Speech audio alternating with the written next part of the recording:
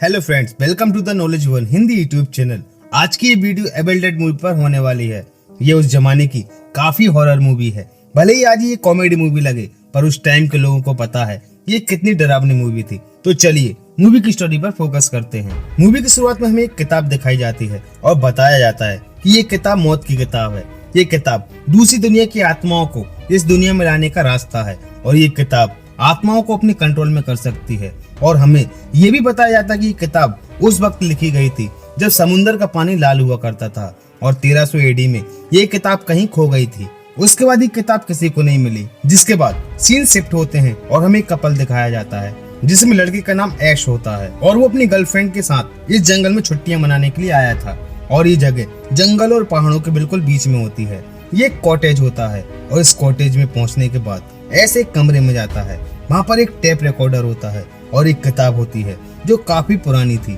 जिसके बाद एस उस टेप रिकॉर्डर को चलाता है और उसमें उस प्रोफेसर की आवाज होती है जो यहाँ पर रहता था और वो बताता है कि मैं पौराणिक इतिहास विभाग में काम करता हूँ और जब मैं एक किले की खुदाई कर रहा था तो वहाँ पर मुझे एक किताब मिली। ये आत्माओं की किताब थी और इस किताब को मैं यहाँ पर ले आया ताकि मैं इसका अध्ययन कर सकूं। और जब मैंने इसका अध्ययन किया तो मुझे पता चला कि ये एक ऐसी आत्माओं की किताब है जो जंगलों में और वीरानों में घूमती है और इस किताब में लिखी हुई लाइनों को पढ़ने से वो आत्माएं इंसानों को अपने बस में कर लेती हैं। मैंने इस बुक से कुछ लाइनों को रिकॉर्ड किया है जिसके बाद वो लाइन्स उस टेप रिकॉर्डर में सुनाई देने लगती हैं और उन शब्दों के उच्चारण से कुछ आत्माएं उनकी कॉटेज की तरफ बढ़ने लगती हैं।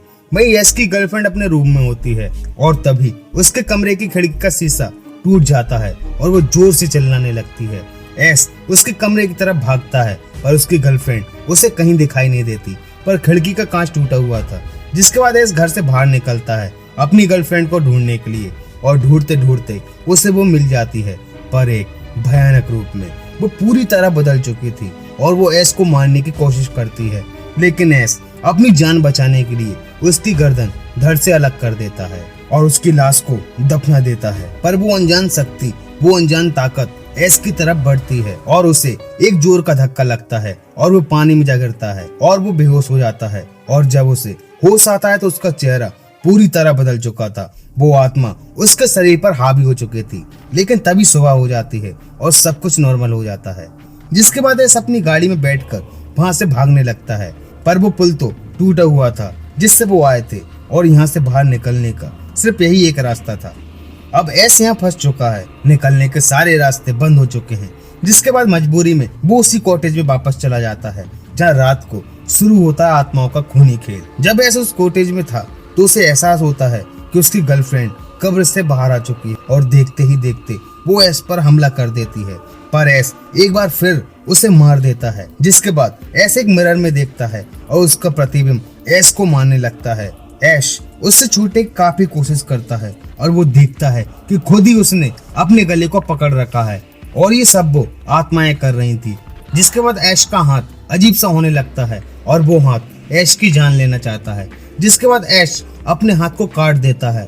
वहीं सीन शिफ्ट होते हैं प्रोफेसर की लड़की पर जो इस रिसर्च में प्रोफेसर के साथ थी। उसके पास भी उस किताब के कुछ पन्ने थे और वो अपने रिसर्च पार्टनर के साथ उसी कॉटेज में आते हैं, पर रास्ते में पुल टूटा हुआ था। तभी वहाँ एक कपल आता है जो उनसे कहता है कि अगर उस तरफ जाना है तो हम तुम्हें उस पार पहुंचा सकते हैं, मगर इसके बदले तुम्हें हमें $100 देने होंगे। जिसके बाद वो दोनों मान जाते हैं और शॉर्टकट रास्ते से उस कॉटेज की तरफ निकल पड़ते हैं।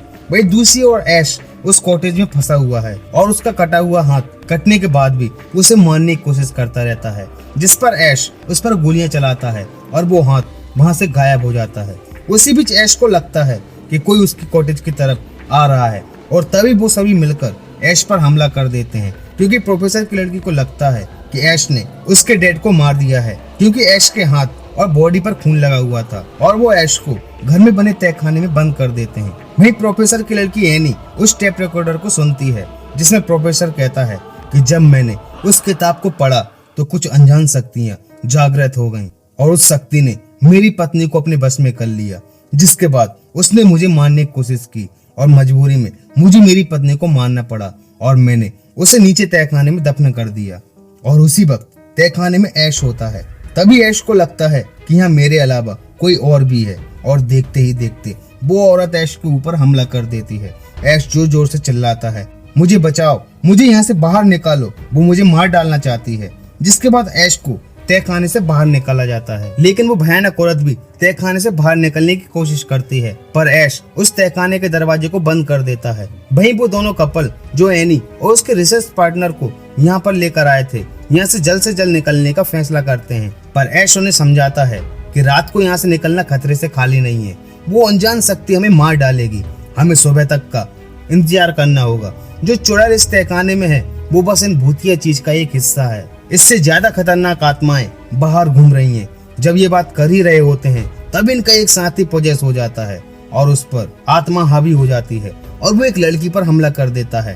तभी ऐश उस आदमी को मारकर उस लड़की की जान बचा लेता है। अब हर जगह बिल्कुल शांति सी छा जाती है, एक अजीब सा सन्नाटा। और उसी बीच एक बहुत तेजी से एक शोर आता है और वो उस आवाज का पीछा करते दूसरे रूम में जाते हैं, जहाँ एक आत्मा जो दरअसल उस प्रोफेसर की आत्मा थी, वो उन्हें बताती है कि अगर तुम्हें यहाँ से बचकर निकलना है, इस झंझट से छुटकारा पाना है, तो तुम्हें उस बुक को पढ़ना होगा, उसी में तुम्हारी मुक्ति का राज छुपा है। अगर तुमने वो किताब नहीं पढ़ी तो ये आत्माएं तुम सबको मार डालेगी। उसी बीच वो लड़की अपने बॉयफ्रेंड से कहती है कि तुमने मेरा हाथ इतनी जोर से क्यों पकड़ रखा है, लेकिन वो बोलता है कि मैंने तुम्हारा हाथ नहीं पकड़ा, मेरे हाथ तो पीछे हैं। और जब वो लड़की नीचे देखती है तो वो हाथ ऐश का कटा हुआ हाथ था। वो उस हाथ को देखकर चीखती चिल्लाती उस कॉटेज से बाहर आ जाती है और ये उसकी सबसे बड़ी गलती थी।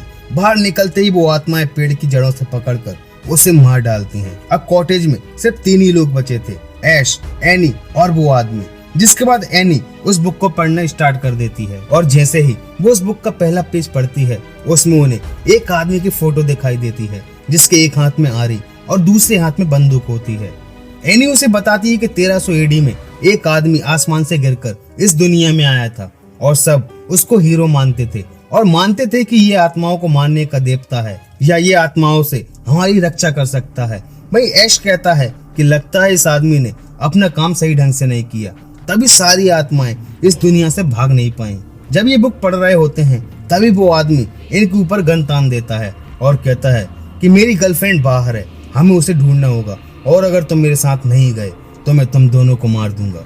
ऐश उससे काफी समझाता है कि अगर हम यहाँ से बाहर गए तो सभी मारे जाएंगे, पर वो आदमी इनकी एक नहीं सुनता और उस बुक को छुड़ाकर उसी तहखाने में फेंक देता है। जिसके बाद वो तीनों उस घर से बाहर निकलते हैं और वो आत्माएं फिर से जाग जाती हैं और इन पर हमला करना स्टार्ट कर देती हैं। और इसी बीच ऐश पूरी तरह बदल जाता है और भयानक रूप में आकर उस आदमी को उठाकर काफी दूर फेंक देता है, जिससे वो काफी घायल हो जाता है। जिसके बाद ऐश एनी को मारने के लिए आगे बढ़ता है, जहाँ एनी भागकर कॉटेज के अंदर चली जाती है और दरवाजा बंद कर लेती है। ऐश बाहर से जोर जोर से चिल्लाता है, पर एनी दरवाजा नहीं खोलती और वो एक लकड़ी का टुकड़ा ले लेती है कि ऐश जैसे ही अंदर आएगा वो उसे मार डालेगी। पर जैसे ही दरवाजा खुलता है तो वो उस लकड़ी को उसके पेट में घुसा देती है, पर वो ऐश नहीं, वो आदमी था और एनी उसे घसीटकर एक कोने में ले जाती है। पर तहखाने की चुड़ैल उसे खींचकर बेसमेंट में ले जाने उस आदमी की भी मौत हो जाती है।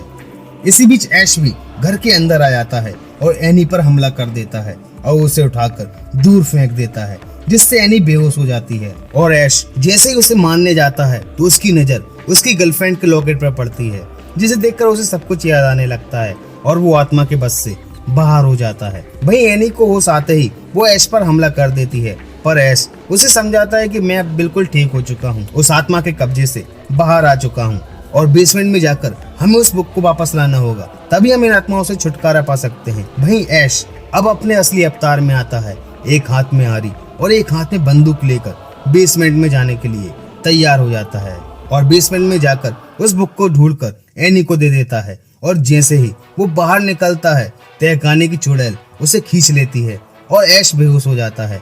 जिसके बाद वो चुड़ैल तहखाने से बाहर निकलती है और एनी पर भी हमला कर देती है और वहाँ और आत्माएं भी आ जाती हैं। लेकिन तभी हमारा हीरो ऐश बेसमेंट से बाहर निकलता है और सभी चुड़ैलों को मार देता है और एनी से कहता है कि तुम उस बुक को पढ़ना चालू कर दो जिससे हम बच पाएं। और जैसे ही एनी बुक को पढ़ना स्टार्ट करती है वहाँ अजीब अजीब सी चीजें स्टार्ट हो जाती हैं। वो सारी आत्माएं जाग जाती हैं और जंगल के सारे पेड़ जिंदा हो जाते हैं और घर की तरफ आगे बढ़ने लगते हैं और ऐश को बुरी तरह जकड़ लेते हैं। वहीं ऐश का कटा हाथ एनी के ऊपर हमला कर देता है और अब ऐसा लग रहा था कि दोनों की मौत निश्चित है। लेकिन तभी एनी अपनी पूरी जान लगाकर बुक का लास्ट पेज पढ़ती है, जिसकी वजह से वहाँ एक पोर्टल ओपन हो जाता है और ऐश और उसकी कार एक दूसरी दुनिया में पहुंच जाते हैं। और ये समय होता है 1300 AD का, जब वो किताब खो गई थी। और जब वो वहाँ पर गिरता है तो कई सारे सैनिक उसे घेर लेते हैं और दुश्मन समझ उसे मारने की कोशिश करते हैं। पर तभी वहाँ एक ड्रैगन आ जाता है और सभी डरकर भागने लगते हैं। पर ऐश अपनी बंदूक से उस ड्रैगन की खोपड़ी उड़ा देता है और सभी लोग ये देखकर समझ जाते हैं कि ये आत्माओं को मारने या भगाने वाला देवता है, क्योंकि उसके हाथ में एक आरी और दूसरे हाथ में बंदूक थी। और ये बिल्कुल वही सीन था जो उस बुक की फोटो में था, यानी कि वो फोटो ऐश की ही थी। और यहाँ पर सभी उसके नारे लगाने लगते हैं और मूवी का दी एंड हो जाता है। तो दोस्तों, आपको ये मूवी कैसी लगी मुझे लाइक और कमेंट्स करके जरूर बताना। वीडियो पसंद आए तो इसे शेयर करना, चैनल को सब्सक्राइब करना। मिलते हैं अगले वीडियो में। And thank you so much for watching this video.